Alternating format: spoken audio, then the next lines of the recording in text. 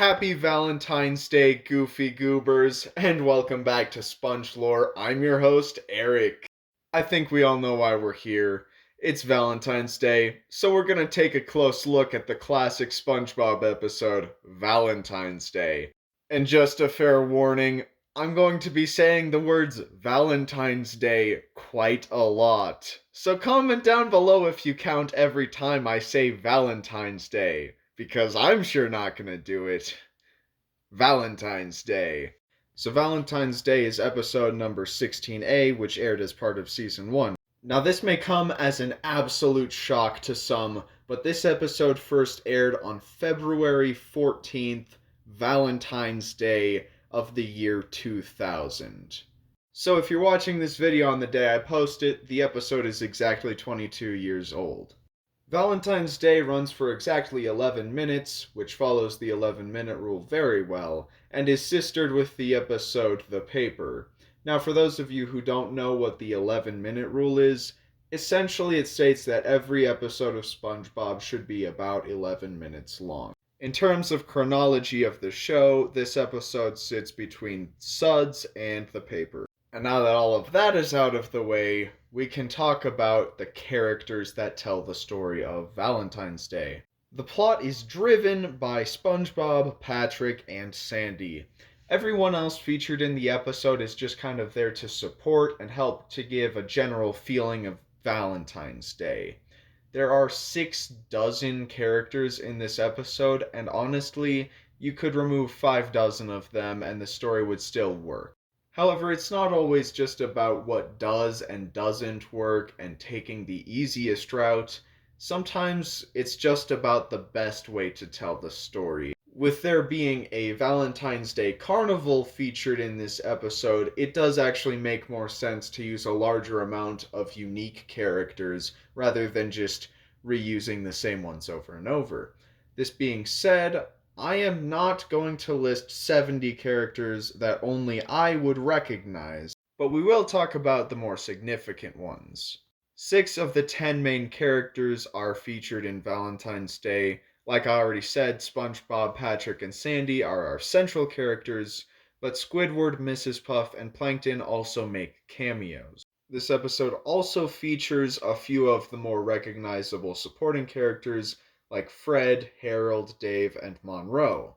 I hate Monroe. You should watch my video about that. I'll put the link in the description. Now, I am a little surprised that Nat Peterson wasn't featured in Valentine's Day. He seems to usually be featured in this kind of an episode, but I suppose that this was back when they were still establishing the show, and it was kind of before they really started using him. Now, there are 3 other characters that we just need to briefly mention.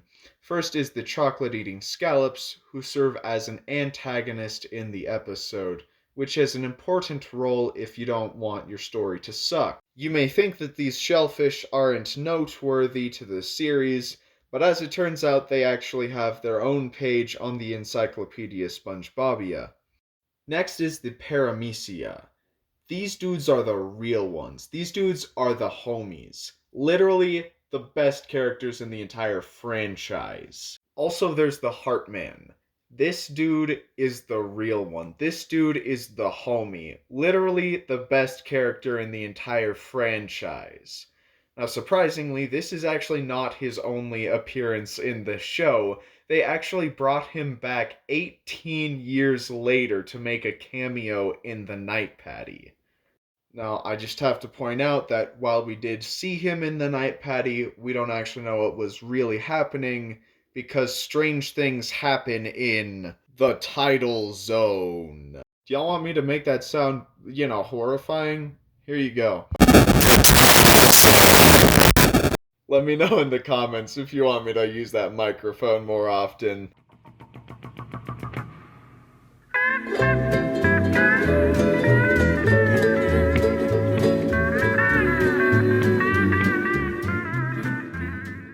So I think the proper way to start looking at the episode itself is to just truly admire the title card. Now, there are a couple sort of styles of title cards, and this style, which is really seen in season 1, just has to be my favorite. In fact, this particular title card is one of my favorites in the entire show, of course, after Christmas Who. We open on a special Valentine's Day rendition of Conch Street. The houses of our undersea friends are framed by heart-shaped coral. The watery sky has a beautiful pinkish-purple hue to set the mood for the day of love. SpongeBob opens his door to wish all of Bikini Bottom a happy Valentine's Day and starts throwing his paper hearts everywhere. He continues to distribute his Valentines, and this is where we see the 3 cameos of this episode. He gives one to Squidward, who proceeds to rip his up. He gives one to Mrs. Puff, who then crashes her boatmobile. And he gives one to Plankton, who just kinda looks at him sheepishly. I would like to draw attention to these cameos and point out that they are directly reflective of the characters as established thus far in the series, being only Season 1. With Squidward, there's actually 2 different things we can look at. First off, he's shown as relaxing in a lawn chair. Now, this was a big plot point in the episode I Was a Teenage Gary, which also came out with Season 1. Just go watch that or look into it the tiniest bit and you'll see what I mean. Also, we can see his disdain for SpongeBob, and frankly, I shouldn't have to really explain that. With Mrs. Puff, she's shown as driving a boat, and this is pretty accurate as this far in the series, that's all we really know about her is that she teaches boating school. The episode Krusty Love had not yet been produced. Now with Plankton, I think I just need to play the interaction for you.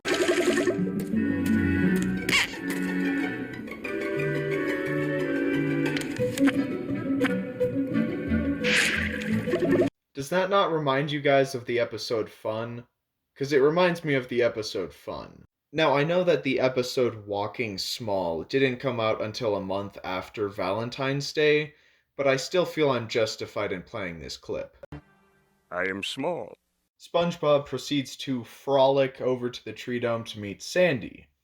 Upon his arrival, she gives him a heart-shaped nut with an arrow through it and says the cliché Valentine card line, "I'm nuts for you." Get it? 'Cause she's a squirrel! She's a squirrel! Anyway, SpongeBob then blows a heart-shaped chocolate bubble for her, and her helmet, opens up a hatch so that she can eat it. I have no idea how the heck this works. She should have drowned from this. Her suit would have flooded with water. Now, Bikini Bottom isn't that far beneath the surface, so it's unlikely she would have died from the pressure it would have created, but still, she needs gaseous oxygen to survive. But I guess she can survive this so that they can move on to introduce the main plot of the episode, Patrick's Valentine. His Valentine's Day gift from SpongeBob is a giant heart-shaped hot air balloon with a picture of Patrick on it. Oh yeah, and it's made entirely of chocolate. I am not entirely sure how a hot chocolate balloon like this would actually work underwater. In order for an object to float, it must be less dense than the liquid or gas that it's surrounded by. The classic experiment for this that you can try at home is putting oil into a cup of water. Hot chocolate is by nature more dense than water, so it should not float. There is, however, one way we could try to force an explanation, and that is that Bikini Bottom is not in a freshwater place, so it may be possible that the conditions are such that it could work, but honestly, I don't think that's probable. SpongeBob and Sandy go through the plan of how they're going to reveal the Valentine to Patrick. SpongeBob uses his chocolate bubble mixture to create a functional, moving replica of the Valentine's Day Carnival. This man has some skill with blowing bubbles. I swear, he should go pro or something, or maybe make a bubble stand where people pay him to teach them the proper technique. Anyway, While explaining the plan, SpongeBob's voice hilariously gets deeper and more official sounding, like he's some sort of announcer or something. Essentially, the plan is to go to the Valentine's Day Carnival and show Patrick the balloon while they're at the top of the Ferris wheel. We next cut to Patrick at his rock while he is making SpongeBob's gift. I just have to comment on Patrick's outfit here. His fit is so fire. In addition to his usual shorts, he's wearing a t-shirt with a heart on it for Valentine's Day. Patrick's gift for SpongeBob is, of course, a heart-shaped rock, because he's associated with rocks, and everything has to be heart-shaped. But to be honest, this is the best Valentine that I have ever seen, and I'm not even joking with that. So SpongeBob comes up behind Patrick, says hello, and Patrick obviously assumes that the voice is coming from inside the rock, and just obviously SpongeBob's trapped inside the rock. This is the only logical conclusion, right? So Patrick does what any best friend to do, and he smashes the rock to gravel to try and save SpongeBob from his imprisonment in the rock. When he realizes that SpongeBob isn't actually inside the rock and he didn't save him, he just cries and cries until noticing that SpongeBob was right behind him the whole time. Upon discovering the SpongeBob, he hands him the destroyed heart rock without even noticing that it's now a pile of gravel. And I think this is just an amazing scene, and it always brings a smile to my face. Patrick is really just the best. Now, it is my job to point out that we see Patrick giving the rock to SpongeBob, but we never actually see SpongeBob receiving it. I by no means think that this was SpongeBob being disrespectful in any way, though. It's probably just the animators. SpongeBob tells Patrick that he has a present for him, and he hypes it up a lot. He calls it the greatest, the bestest, the most fantabulous present ever. This is SpongeBob's main mistake of the episode. He overhypes the gift so much that when it doesn't work out in the end, it disappoints Patrick so much more than if he had just played it cool. Then after getting Patrick so excited that he is literally rolling around on the ground, SpongeBob says he can't have it yet. SpongeBob and Patrick then have a back and forth where Patrick wants his gift, but SpongeBob won't give it to him. To be honest, I'm not the biggest fan of this bit. It reminds me too much of a young child who's trying to get his parent to give him something like a candy or a toy, but the parent won't. I think we all get the sense of what I'm talking about. SpongeBob actually winds up walking all the way to the carnival, which is located at Goo Lagoon, while Patrick is holding onto his leg the entire way there.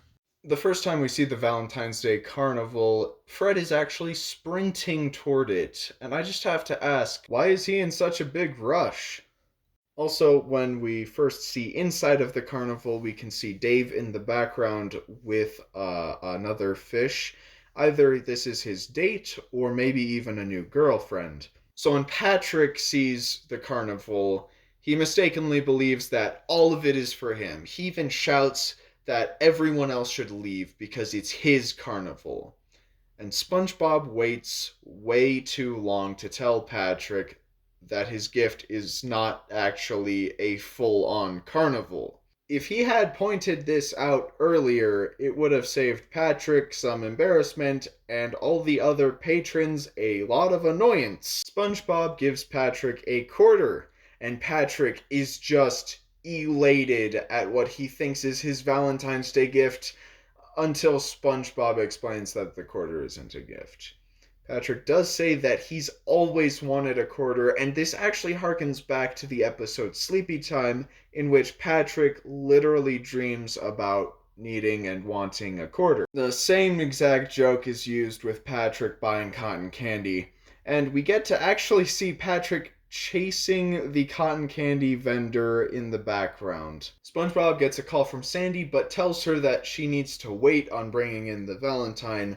This was a very bad move on SpongeBob's part. If he hadn't insisted on amusing himself with Patrick and instead actually showed him some real friendly love, none of the bad things that happened later would have been a problem. This is, I would say, SpongeBob being a bad friend. He even makes Patrick try to guess what the gift is, which really just comes across as mean. Patrick's guesses include a tent, a guy, and some paramecia. Eventually, he comes to the conclusion that his gift must be on top of Mount Climb Up and Fall Off, and SpongeBob not only allows but encourages Patrick to harm himself multiple times. At this point, SpongeBob is just being a bad person. When SpongeBob is finally done messing with Patrick and is ready to let him see the gift, Sandy unfortunately informs SpongeBob that a pack of chocolate-eating scallops is attacking the balloon. And finally, SpongeBob starts to realize that the game he's playing with Patrick's emotions might not turn out as humorous as he thought. Now, some of you may be thinking, how is there such a thing as chocolate-eating scallops? Well, in my research of SpongeBob, I have found that there are some things that should be left unquestioned. SpongeBob says that the gift should be on the Ferris wheel, so Patrick runs there while literally dragging SpongeBob behind him. So we get to the top of the Ferris wheel, where Patrick is hoping to receive just the greatest gift anyone has ever seen, and it doesn't work out. Sandy is unable to get the scallops under control and tells SpongeBob that he has to turn to Plan B for Patrick's Valentine. It is very clear to the viewer that SpongeBob is disappointed in having to resort to Plan B, because what is Plan B? A handshake. Plan B was a handshake. A friendly handshake, but still a handshake. Patrick is, of course, incredibly disappointed by this. Now, this brings up a very important point that must be made. SpongeBob knew that there was a chance that the balloon wouldn't work out in the end. He had a plan B ready to go. Why the barnacle wouldn't he come up with a better plan B? He should have known that this was the worst backup plan in the history of backup plans.